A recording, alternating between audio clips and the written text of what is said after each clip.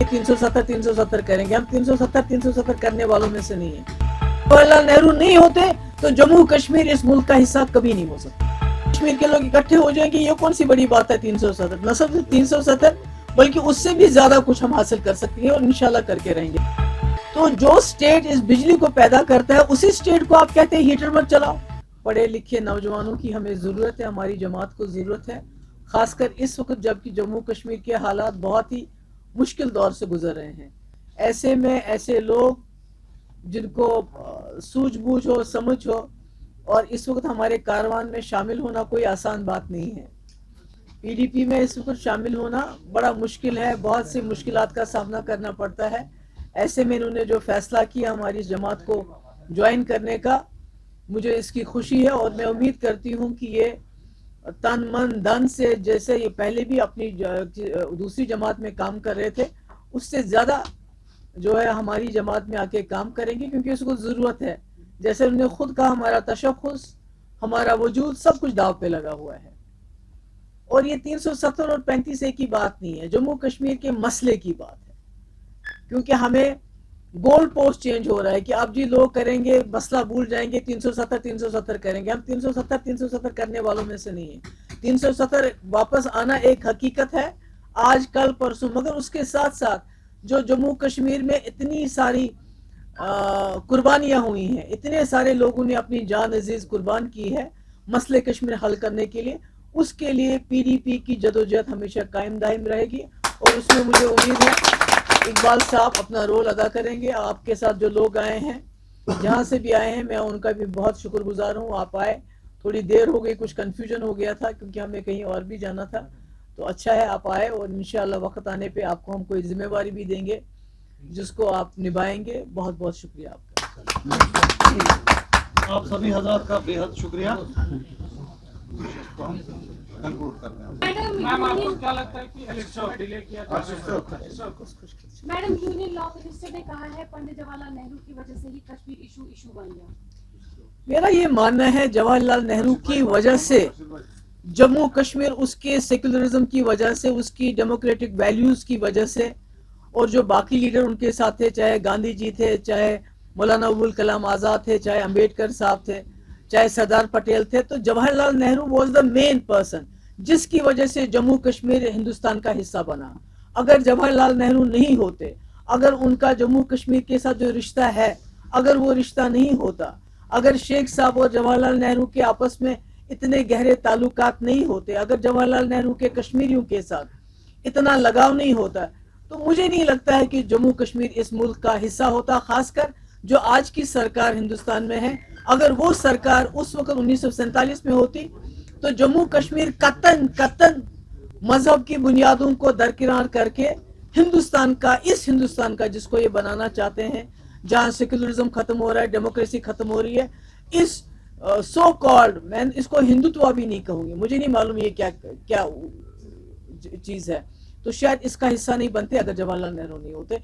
ये मैं दोहल कहना चाहती हूँ कि जवाहरलाल नेहरू नहीं होते तो जम्मू कश्मीर इस मुल्क का हिस्सा कभी नहीं हो सकता था। Thank you so much. Ma'am, जो परसों ऑर्डर एक निकाला गया था गांधीनगर में, उसमें काफी ज्यादा क्रिटिसिज्म उसको फेस करना पड़ा, और साथ में आपने भी उसमें ट्वीट किया था और अब्दुल्ला साहब ने भी ट्वीट किया था। हमको लगता है कि ये ऑर्डर निकालना बहुत ही ये मुश्किल है लोगों के लिए। ये बड़ी अजीब और गरीब बात है। हमारे स्टेट की सबसे ज्यादा बिजली जाती है, जो हमारा जो NHPC का पूल है उसमें जाती है। पूरे मुल्क की बिजली, पूरे मुल्क के कारखाने चलते हैं, और उसी के बलबूते पे चाहे बीजेपी हो चाहे दूसरी जमातें हो, वो दूसरे स्टेट्स में ऐलान करती हैं हम मुफ्त बिजली देंगे। तो जो स्टेट इस बिजली को पैदा करता है उसी स्टेट को आप कहते हैं हीटर मत चलाओ, बिजली मत चलाओ। तो इससे बुरी बात, इससे बड़ा सौतेलापन और क्या दिखा सकती है बीजेपी हमारे साथ, इस रियासत के साथ। ये बिल्कुल गलत है। बजाय इसके कि हमें वो मुफ्त बिजली दे, हमें कंपनसेट करे इंडस वाटर टेरिटरी के लिए, हमारे लोगों को बोलती है आप अंधेरे में रहो, हीटर मत जलाओ, और वो भी इतनी ठंड में। ये तो शर्म की बात है उनके लिए जिन्होंने ये फैसला किया। एक आखिरी सवाल, जिस तरह से 370 के बारे में तमाम जो पॉलिटिकल पार्टीज हैं, उनके लीडर्स काफी ज्यादा क्रिटिसिज्म में उनको देखा जा रहा है, क्योंकि वो बताते हैं कि यहाँ पर सुप्रीम कोर्ट के थ्रू ही इसको वापस दिया जाएगा, लेकिन अगर वही किसान तहरीक की बात करेंगे जो रिसेंटली हुई थी, उन्होंने उनको मजबूर किया था वापस वो रिवोक करने के लिए वो ऑर्डर, तो यहाँ पर क्या हम इतने कमजोर पड़ गए हैं कि उसके लिए हम आप तो खुद ही अपने सवाल का जवाब दे रहे थे, मैं क्या बोलूं? पॉलिटिकल लीडर्स की बात कर रहा हूँ। नहीं, मैंने आपने खुद ही अपने सवाल का जवाब दिया कि जब लोग इकट्ठे हो जाएंगे, जब लोग किसी चीज के लिए इरादा करेंगे, तो पूरा अंग्रेजों से ताकतवर तो कोई नहीं था। जब हिंदुस्तान के लोग इकट्ठे हो गए, जब हम सब इकट्ठे हो गए, तो अंग्रेजों को भगा दिया। तो अगर जम्मू कश्मीर के लोग इकट्ठे हो जाएंगे, ये कौन सी बड़ी बात है? 370 न सिर्फ 370 बल्कि उससे भी ज्यादा कुछ हम हासिल कर सकते हैं और इंशाल्लाह करके रहेंगे। Thank you so much. मैं सुप्रीम कोर्ट का एडवोकेट हूँ और 2019 में मैंने 2019 मार्च में खामोश प्लीज।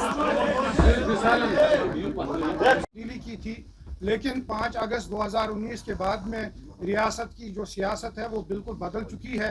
सिर्फ 2 ग्रुप बन चुके हैं। एक ग्रुप वो है जो 370 और 35A की एब्रोगेशन के को सपोर्ट करते हैं और एक दूसरा ग्रुप है जो इसको अपोज करते हैं और उनकी डिमांड है कि इसको रेस्टोर किया जाए।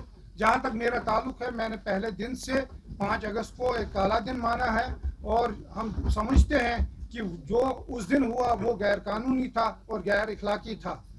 वक्त बदलता गया, हमने ये भी देखा कि 5 अगस्त के बाद जो कश्मीरियों के अगेंस्ट जो जुल्म यहाँ पे ढाया गया, जो हमारा कॉन्स्टिट्यूशन हमसे छीना गया, जो हमारा फ्लैग हमसे छीना गया, जो हमारी ज़मीनें, हमारी नौकरियां और हमारे रिसोर्सेज हमसे छीने गए, हमने वो सब देखा। दूसरी जानिब हमने ये भी देखा, अगर कश्मीरियों के इस दर्द की तर्जुमानी कोई करता है वो सिर्फ PDP है और PDP की लीडरशिप है। तो इस बात को मद्देनजर रखते हुए और ये समझ के कि अगर हमारी मंजिल एक है, अगर हमारा मकसद एक है, तो अलग अलग क्यों काम किया जाए, इकट्ठे मिलके यूनाइटेडली काम करेंगे, तभी जाके जो हमारा स्पेशल स्टेटस है, जो हमारा तशख्खुस है, वो बहाल होगा। तो यही मद्देनजर रखते हुए आज मैं अपने सपोर्टर्स के साथ जो अनंतनाग से, बांडीपुरा से और दूसरे इलाकों से आए हैं, हमने PDP में शामिल होने का फैसला।